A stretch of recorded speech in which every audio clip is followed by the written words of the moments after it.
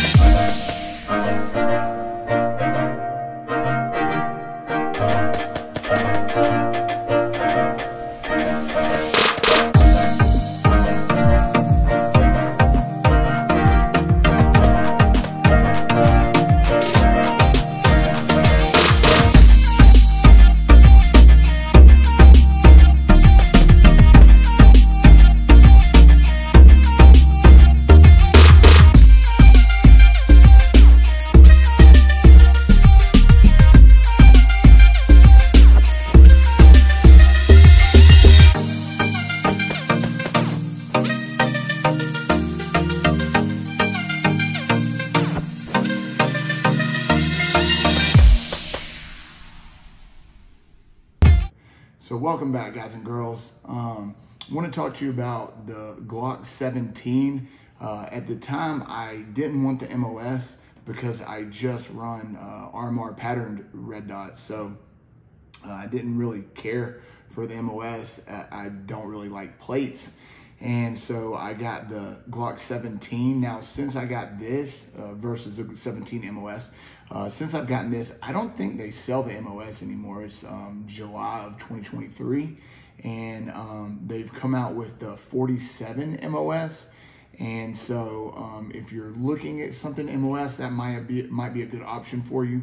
But I personally really like just having my my slide cut for the optic that I want to run. Most of the optics I run are RMR patterned, so I had this one, had some work done from Mac Defense Industries. He did a really nice slide work and a very nice double undercut on it. But let's talk about what makes this gun so awesome and why it's quickly become my favorite EDC of all time. And this really comes down to about 5 things. There are a couple things that I don't like about the Glock 17, and I'll talk about those.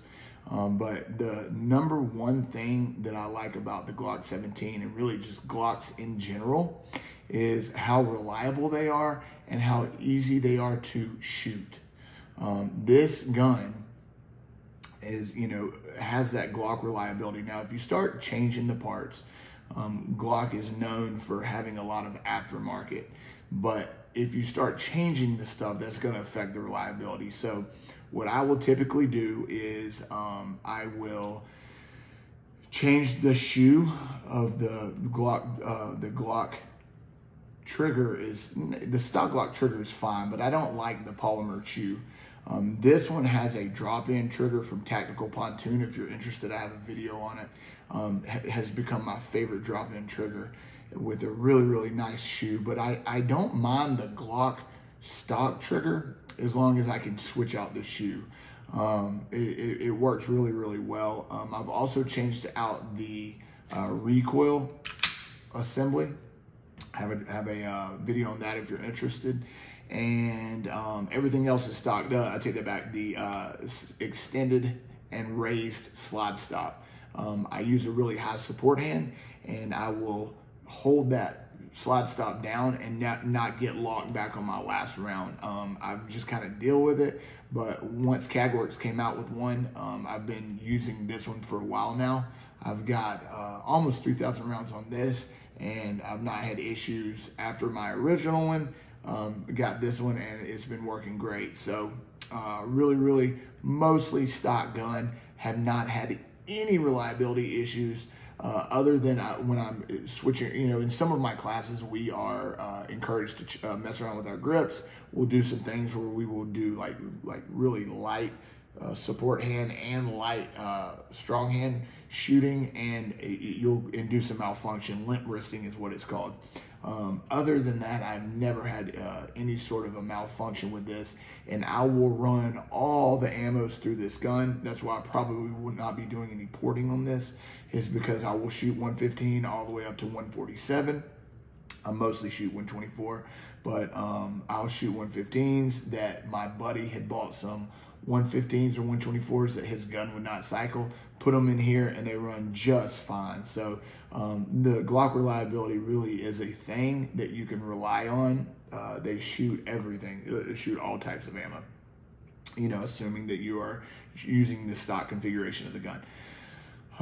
And then of course the low bore axis, the full size frame just really helps to get a really good purchase on the gun, and then shoot this gun and it just shoots flat. Now, one of the things I don't like about the stock Glock is the frame texturing, but luckily you can get lots of aftermarket options to make that more stippled, or if you like, you know, you can put grip tape on there, you can do silicone carbide. There's just so many options that you can do for the texturing. So that shouldn't be much of an option or much of a deterrence if you're thinking about getting this gun. The second thing that I really like about this gun is how easy it is to maintain and clean. Now, a lot of people will say, you clean, you know, will make the comment, do you really clean your Glock? Indicating that they don't clean theirs. But this is my EDC. This is the gun that I shoot and carry, and I do everything with this gun. Now, there are other guns that I shoot, but this is the one mainly that I carry. This is the one mainly that I shoot. And so I like to keep it clean. I like to wipe it down, open it up, field strip it, clean it. Mostly I will clean this gun every 500 to 600 rounds. But I do keep it wiped down. One thing that I like about the Gen 5s over the Gen 3s and 4s is that you've got the one pin. Technically it's two, but the Gen 3s and 4s, you have a 2 pin right here that you have to pop out. And then this one right here. With the Gen 5s, you pop out 1 pin here, 1 pin here, and you can get to everything in the frame. And then I'm not gonna break it down for you. But once you break down the gun, it is 2 pins to get every single thing out of the frame. Disassemble, clean is what I'll typically do. And then wipe everything else down. Very little oil. These things you like to run dry. And then I'll pop this back plate off every probably like 1,200 rounds, every 2 cleanings. And I'll take out all the parts in the slide, which, you know, is your striker assembly, safety plunger. There's a couple items. You know, I think there's like 4 parts if you're not counting the striker assembly is a bunch of parts, but the assembly itself is just, you take out the assembly. I'll check it, make sure everything's good, check the striker, and just really quickly look over the parts, throw it back in there. It takes me like 20 minutes to break it down, do a thorough cleaning of all the parts, and assemble it back together. I mean, it's just so easy to clean and maintain. I don't know why people wouldn't clean and maintain them. All right, so cleaning and maintaining this gun is what makes it so, is the reason that I like it so much, right? I love to shoot this gun, but the second reason that I like it so much is how easy it is to clean and maintain. The third reason that I like this gun so much is because Glocks in general, but especially the 17, Gen 5 17, have so much aftermarket support. It's just like, I don't know. I don't think that I'm going to be able to go back to another gun after having run this, because anything I want for this gun, I can find. I wanted a new recoil assembly once I put about 3,000 rounds on it. And there's just so many aftermarket ones to choose from, or you can get the OEM ones, are fairly easy. Iron sights. I was able to get a really good raised slide stop. Trigger options, aftermarket trigger options. If you want work done on your frame or your slide, there's tons of companies that do that. If you want, like me, I wanted the 17 so I could get the optic cut directly into the slide. Now, if you want one, I'm pretty sure you can't get the 17 MOSs. I think it's a 47 MOS now. But I would recommend, if you are somebody that has one optic that you use, or a couple optics, but they're RMR pattern, or maybe they're like the 407K pattern, I would highly recommend getting that cut directly into your slide, because it makes it sit lower, and then there's fewer parts. Also, if you want your irons run in front of the dot, if you run an SRO like I do, you can't do that. But the new Holosun 507 comp is out, and I might be switching to that at some point, and I will be able to run irons forward on the gun with that out. So that's a really, really awesome thing that you can do when you get your slide milled for the red dot. So aftermarket support with these Glocks, not just the 17, but Glocks in general. If you're looking for a holster or a holster and a light combination, it's just the aftermarket support is vast for Glocks in general, but especially for the 17. So aftermarket support is the number 3 reason that I love this gun. I can find anything for it that I want. The 4th reason that I really, really like this Glock 17 and why this is my favorite gun to date to carry is because they run Glock magazines. If you're not familiar with Glock mags, not sure how you couldn't be, but if you're not, they're polymer. And me, I sweat real bad. I live in Georgia, vacation in Florida mostly. Georgia and Florida. So I sweat a lot. The humidity down here is just really, really, really high humidity. I might put this gun on in my house, walk outside, start sweating, and literally sweat all day. Come back home, take my gun off, pop the magazine out, wipe it down, and I don't have to worry about rust with it.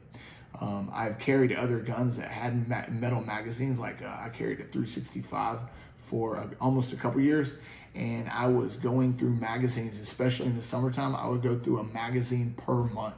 It didn't matter that I would pop it out, wipe it down. I was even oiling it, scraping rust off. It did not matter. Those magazines would rust like monthly. I was having to replace them, and those magazines are like $40 to $50. These Glock mags, you can find them for $20 if you look. They're fantastic, they're reliable, and for me, it's a big deal because I don't have to worry about rusting them out. So that's the 4th reason that I really, really love this gun. The 5th and final reason that I'll leave you with is that the Glock company, Glock as a company, stands behind their products. If you're interested in getting a Glock, or maybe you've had Glocks before, or maybe you've shot Glocks and you don't like them, there are other options like Shadow Systems, for example, that will stand behind their gun as well. But I can assure you that Glock as a company stands behind their guns. They know that people are running these guns every day, using them to protect their lives, especially people like law enforcement. These are very popular with law enforcement, military. They understand that people rely on these guns, and they stand behind the guns. So you're talking a $500 to $600 gun, depending if you want a stock, no frills, all the way up to a $600 you could be paying for an MOS. They're keeping it relatively cheap in these days. I really appreciate that. But you know, when you purchase this gun, that you're getting a company that will stand behind the gun. So that's a big deal to me. And you know, these days I really do appreciate that. And I've not had to use a warranty from Glock yet. I've not had to have them warranty any parts or anything like that. But they are right down the road from where I live. And I know, because I have friends who've done it, that if you need this gun serviced or if you need something replaced, that you can take it to them and they will work on the gun right then. So that's a little bit of peace of mind that I appreciate from Glock. So guys, I hope you enjoyed the video. If you have any questions, leave them for me in the comment. And if you enjoyed it, leave me a thumbs up. And I'll catch you guys on the next one.